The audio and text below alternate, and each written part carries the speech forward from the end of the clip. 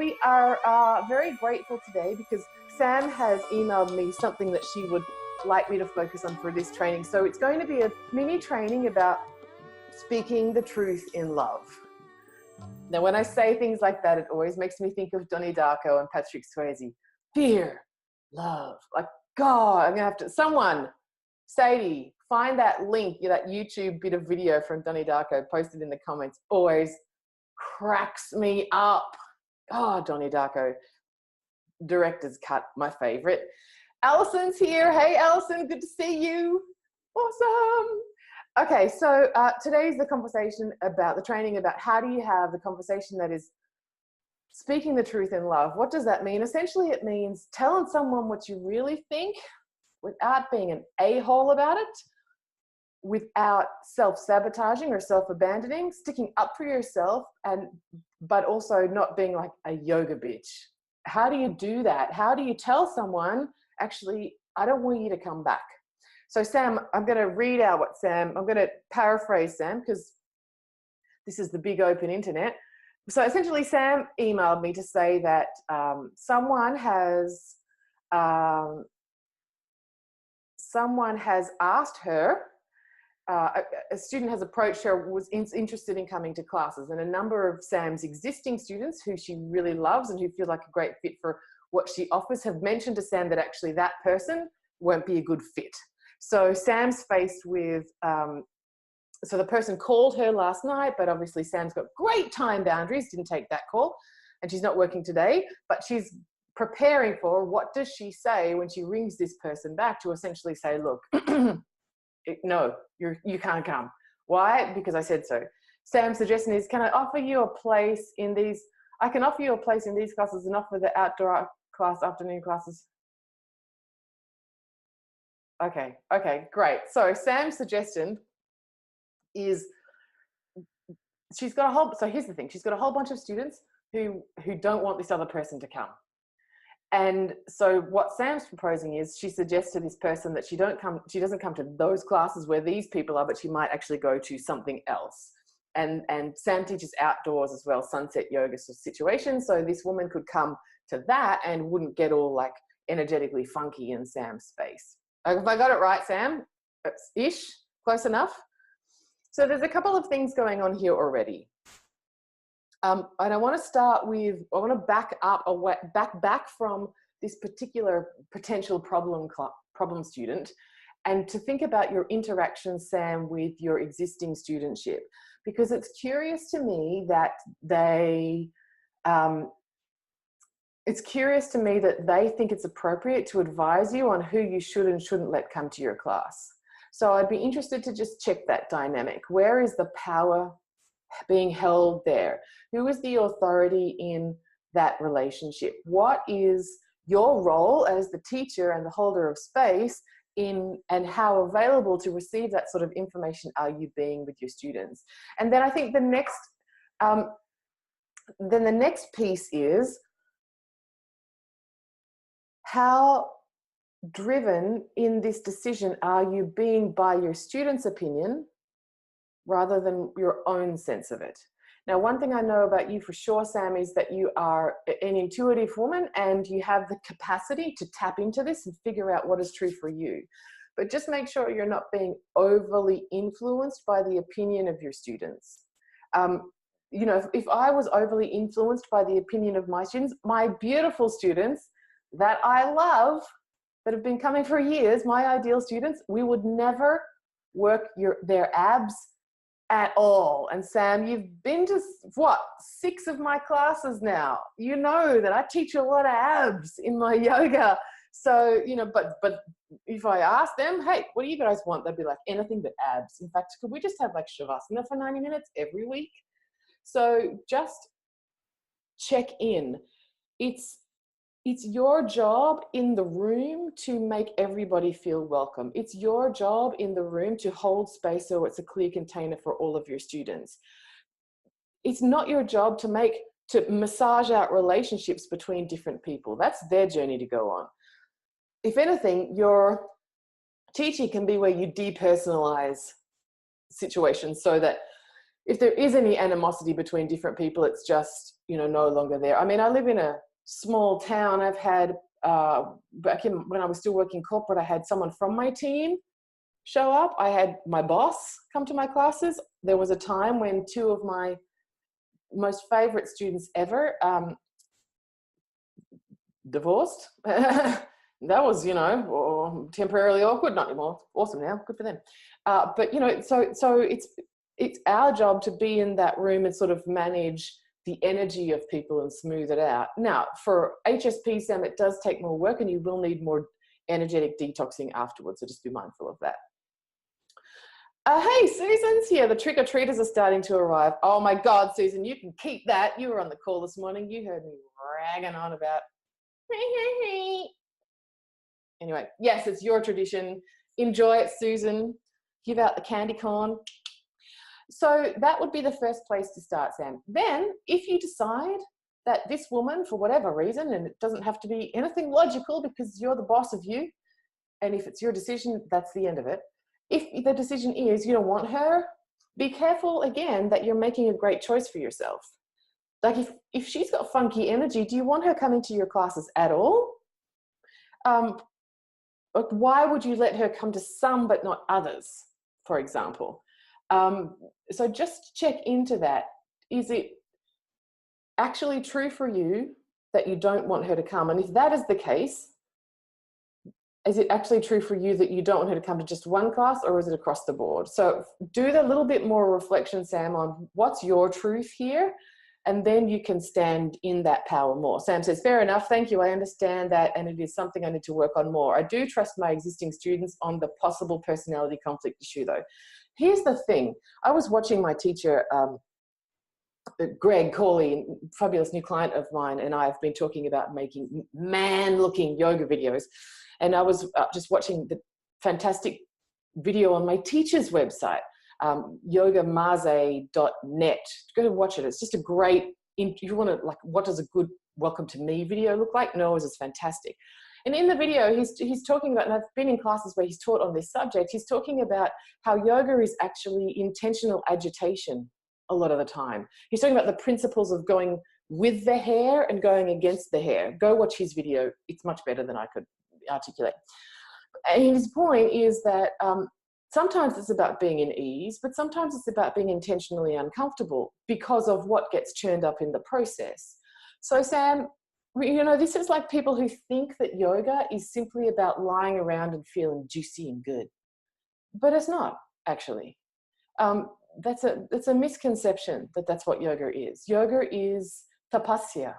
Yoga is fierce discipline. It is intentionally putting ourselves into adversity in order to pursue the higher self, in order to burn off karma, in order to release old conditioning, in order to remember what actually matters. And this is true for whether you teach, you know, Baptiste yoga, or Lizzie Lassiter, get your death by a blanket roll yoga, or, you know, or Paul Grilly yin. I mean, lying on a blanket roll comfortably for 20 minutes can be one of the most difficult things for some of us to do if you're a Vata person. But my point is this, it's none of their business if they think that there's suddenly going to be a personality conflict in their yoga class, in the sense of managing who gets to come in. What is their business is their own energy and behavior in that relationship. So remember, yoga is not just about, hey Dolores, yoga is not just about like, yes, shanti, shanti, shanti, but you've got to work on it to get there. And how can you know shanti if you haven't actually, you know, been on the battlefield, blowing the conch, ready to go into battle, like working against the grain. So that's what yoga asana is. That's what, like, think about some of the pranayama techniques. Think about all of those incredible kundalini people who do like hours of a breath of fire. You know why? Because it is churning it up. It is burning off the, you know, it's throwing the stuff into the sacrificial fire. It's burning off all of that bad karma. So Sam, I think for me in my classes, and I'll get to the training for everybody momentarily, I promise, but Sam, for me in my classes, honestly, I think one of the most important things I've taught people is respect my boundaries and I'll respect yours. I don't care if Soraya A, you can do it without me telling you what to do. Big shit, who cares? But the fact that you know, if you come to my class, you put your shit over there, you turn up on time, the phone is off, and your mats are exactly lined up, and you keep your props at the back because I don't want to trip over them when I'm walking around the room.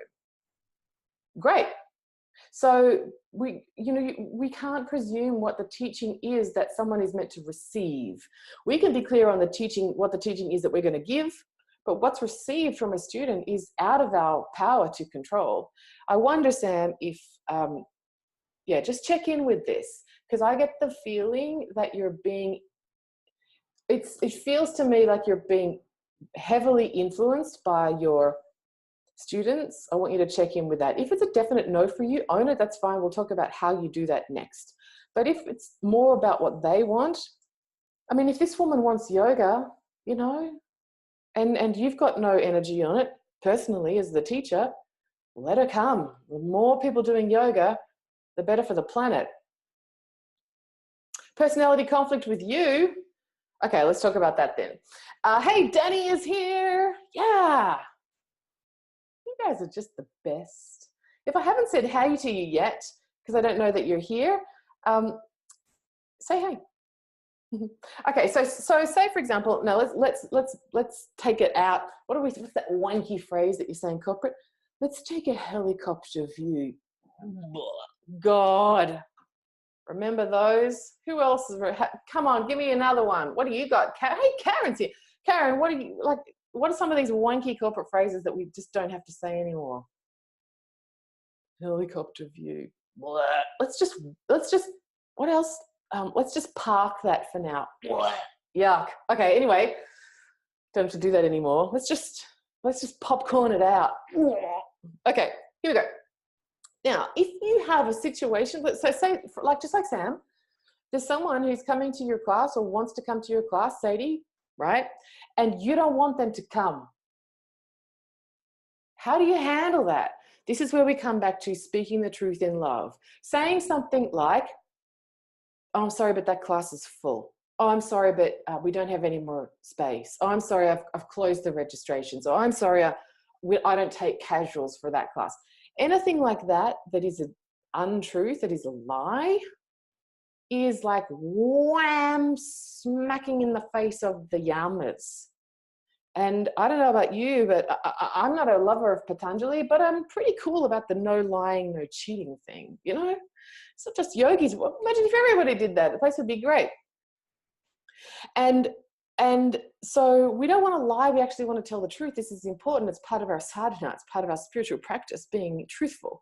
But here's the thing, and I love this teaching. If you look at what it actually means in, when Patanjali was talking about, not lying, and guess what? Patanjali didn't make them up, in case you're wondering. It was the Jains. But, don't get Amy started on the Yoga Sutras. It's going to go downhill fast. My point is this: if you actually look at what that teaching is about, it's not simply about ruthless, brutal honesty. It's not. It's about speaking the truth and doing no harm at the same time. How do you be truthful without intentionally causing pain? This is speaking the truth in love, not lying, but being compassionate about how it is, how you actually phrase things so that it's not like, you know what, I've heard that, you're a bit of a weirdo, you can't come. Or, hey, whatever this woman said, hey, Mary, Sam here from yoga, just letting you know I don't want you in my class. Have a great day. Does anyone have a telephone like that anymore? What's the hand signal for a smartphone? 41 much?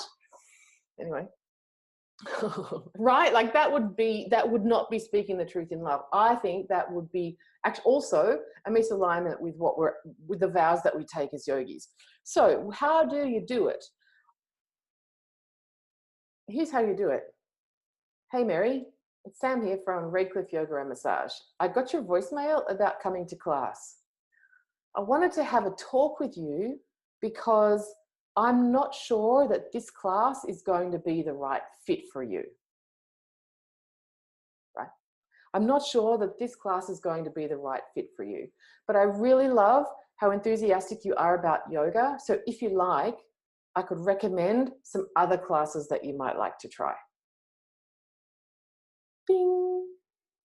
So you're not, so you're not self-abandoning. You're not lying to make yourself feel better, and you're also not being brutally honest so that she feels like crap. Does that make sense? Is that useful for everybody? I mean, I was talking about this on the podcast last week. I had a person book in for my retreat that I didn't want to come. I didn't want her to come. And that was the email she got back from me after she registered. I refunded the money and I sent the email saying, hey, thank you so much for registering. I've been looking through your application and I don't think that this is going to be the right retreat for you. So I've refunded your money. And if if you'd like to invest in one of my other programs, I'm happy to talk to you about that. At this time, I'm unavailable to accept your registration for a retreat. And look, let's be real. This woman, Mary, whoever Sam's potential student's name, it's going to still hurt a little bit because we all have our own bad karma. We all have our own conditioning. It's going to trigger all the stuff for her. That gets to be her own journey. It's not your job to micromanage that. That would look like codependency, people pleasing. But what it is your job to do is speak the truth in love. Don't lie to her. But don't, this spiritual bypassing thing about, well, if that makes you feel bad, that's your energy, not mine. I mean, that's just compassionless. And I don't think that's what we're about as yogis either. Sadie has just posted up the Donnie Darko YouTube. Man, do I want to play that here so we can all laugh together. Sam says, yes, very useful and it feels better. Sam's got to go in a sec. Well, we got it. Sadie says, I love you. Here's another teacher you might find more helpful. Right? This is not like yoga bitch attack, namaste bitches, where you get to send her off to the yoga teacher that you're really like got an energy thing with. No, like make a great choice, make a great suggestion. But you're the boss. You don't have to teach whoever shows up. And the flip is there's always something so great to learn about those students who are the problem children. Last term when I was teaching, there was a man who was coming down from Bendigo, like a 40-minute drive to come to my classes, and he would show up 20 minutes early, and he was there when I got there. No, he would show up 20 minutes early at the start, and he would always be the last to leave, and he would like to have walked me to my car every time, and it creeped me the hell out. I'll just be real. Where I teach, it's an old carpet factory. It's kind of got the whole industrial thing going on. At night, it's dark. And where you park your car for the yoga studio backs onto the train tracks. Like it's, I didn't know this guy. He's bigger than me. And it was kind of creepy. And I could have just said, hey, guess what? This is not for you. There are so many great classes in Bendigo. Here's your money. But actually, what I realized was this was my opportunity to manage my own boundaries. I was showing up half an hour early to get a bit of practice in, tweak up my class plan, get all the props ready, which gave him plenty of time to be there 20 minutes early for us to have a little bit of chitty-chatty. So I just stopped doing that. And I just turned up a couple of minutes before class started. Everyone got in, everyone got their stuff out, bam, we're ready to go. I do my planning at home, which works for me. And it gives my students more involvement and engagement in the class because they're getting their stuff out and we're going quick and we're not faffing about. We get started on time. And I don't have any weirdness with this guy at the end.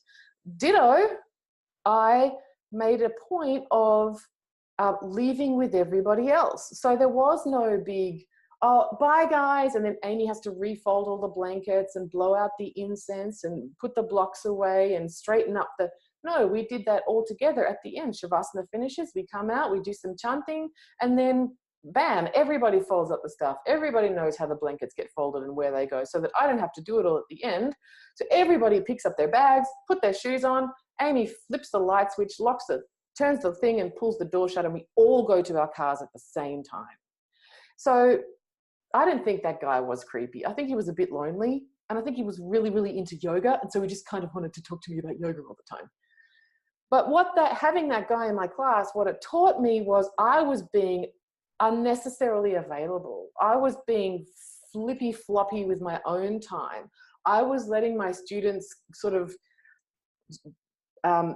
I was being available to my students in a way that I didn't desire to be. And I was making that okay, because I didn't tell this guy that it wasn't okay. He didn't know that I felt creeped out when he walked me to my car. He just wanted to talk about why we did Trikonasana like this and what that means for the rotator cuff. And you know, he was just like a puppy about yoga.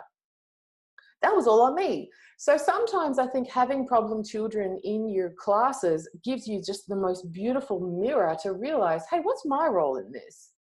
How have I made this okay? How am I consenting to being treated in this way? How am I available for this shit to keep going on? And what can I do to tweak it?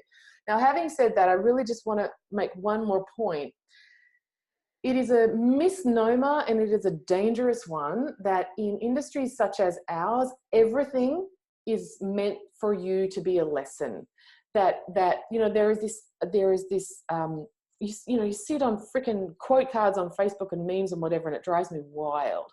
This thing that if someone else has some kind of shitty quality, it's because you also have it in yourself and they're just mirroring it back to you. No. Some people are just crapheads. And it doesn't mean that you have a bit of craphead in you. I've never said craphead before. I'm conscious of being like too sweary on the Facebook. Bullhead? I don't know. What else do you say without being a sweary person? Craphead.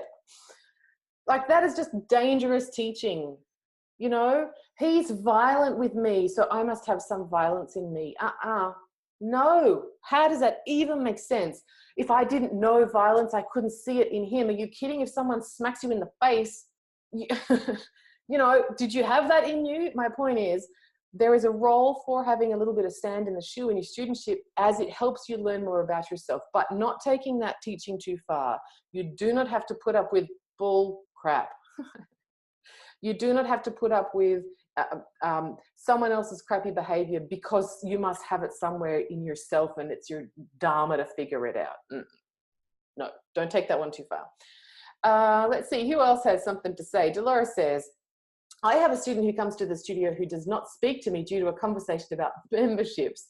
There is a part of me that feels indignant that she behaves this way, but I know she benefits greatly from the classes. I recognize that I have triggered something for her and it's not really about me. I welcome her to the studio every day with love. Dolores, great. And I think there's a tweak here as well. Dating analogy, it's that time we couldn't do anything with Amy unless she mentions her dating life. So messaging this guy, whatever, and conversation, and he said something which suddenly I realized, oh, we're a colossal mismatch. I'm not going to spend petrol on this guy. Like, we're done. That's cool. All good. Go do you. I'll do me. We're finished. So I said something, speaking the truth in love, you know, hey, this has been fun, but it's just on me that we're not the right fit. To go well, I'm going to end it here. And he wrote back to me something along the lines of, you've really hurt my feelings. Not along, exactly. You've really hurt my feelings. And I've got to tell you, whenever I get that phrase from anybody, alarm bells. You have hurt my feelings. Now, this is bringing us back to saying the truth in love. That phrase is obviously bullshit because everybody owns their own emotional response to anything. We're all in control. Now, that by itself, that is speaking the truth. However, we also need the nuance and the compassion of in love. So, Dolores, when you say here that I recognize that I have triggered something for her, just check on that, right? Because she owns her own response. If she's freaked out for whatever reason because you had the membership chat, Um, did you see my knee then? I've got pants on. I've got shorts, I promise. It's like the newsreader with like just sitting in my undies. No, I'm not. So, you know, she has been triggered by something that you said. Can you see the difference? I triggered her. I recognize that I have triggered something for her. No. Something that you said triggered her. Does that make, it's different, right? Folks, can you get the nuance here? It's really important. Now, that's not to say that we can say whatever we want, because I'm a yogi and I speak the truth, and how you respond to it is your stuff. I mean, I remember when I was embarking on my my Theravadan Buddhist path, when Amy thought that was where she was going, and I broke up with somebody essentially along those lines. You own your emotional response to everything. So just like wham, wham, it was the most graceless breakup in my life, and I still feel crappy about it. And it was a really long time ago. Like, talk about just not only just like break someone's heart, but actually like rip it out of their chest, like drowbody, squeeze it over your head and wash your hair with it. If you don't know what I'm talking about, that sounds a bit brutal. It's another story. You know, it's about revenge. When Drowbody nearly got raped by the bad guys after a dice game went bad. But anyway, what I'm saying is, you know, we still need to check that we're being mindful in these situations. So every day, Dolores says, I welcome her to the studio every day with love. Great. So again, check on that. What is that, like hate? Do you say hey to her? Hey, how's it going, Dolores? Great to see you again. If you do you do that to everybody? Or are you just doing it to her? And if you're just doing it to her, what's your energy on it? Why? If you've dropped it, why would you be doing this every day, welcoming her with love? Because you still got some energy on it, Dolores. So check in. There's a little bit of something in there that still can be tweaked out, I think. Sadie says, I think the other teacher would be great. Oh, this is for Sadie's wackadoodle, can we go shopping together, stalker student. Sorry, Sadie, that was an overshare. I think the other teacher would be great, as there's no personal history there, but I haven't needed to do this yet. I haven't heard back from this lady from simply no response. Great. Some people need validation to feel safe. And if you didn't validate her by getting back to her, then she didn't feel safe and she's gone to someone else. Excellent. Yes, that's a good reframe, says Dolores. Awesome. Sadie says, language, it's so important. A huge lesson from me here. Thanks, Dolores. Yes, thanks, Dolores. It's a really good one. And it's something that we get to become more masterful about over time. You know, it's not always easy. And here's the other piece, folks, that I really would recommend. If you're keen to embark on this and start being more mindful of your language, not self-abandoning, not lying because the truth feels so uncomfortable, but actually saying the truth with an open heart, so you're mindful of how the other person will perceive it. Not that you can control it, but you can do your best to influence it, right? Here's a red hot tip if you're just starting out. Buy time. I remember this from my Chinese teacher, Ji Lao Shi, in our Chinese oral exams. I got this from her like in, I don't know, year 7. When you have your oral exam and you have to go talk to the teacher in Putonghua and like, and you're supposed to know everything, Ji Lao Shi taught us these phrases that we could say to just slow stuff down. If you were freaking out or if you didn't know what was going on, she taught us how to say things like, could you say that again a little slower? Not because you needed it to be a little slower, you just needed to take a breath. Could you say that for me one more time, please? Right? Now, I'm not saying you'd say those things to your, like, don't say that to your people. What? But what I am saying is sometimes you need to make a pause. So if someone, like Sam's done beautifully with this woman, she rings her up, she rings her up, rather than answering the phone, Sam's going to get back to her tomorrow when she's had time to actually speak, like prepare to speak the truth in love, so that when she does talk to this woman, she feels great about it. Sam does.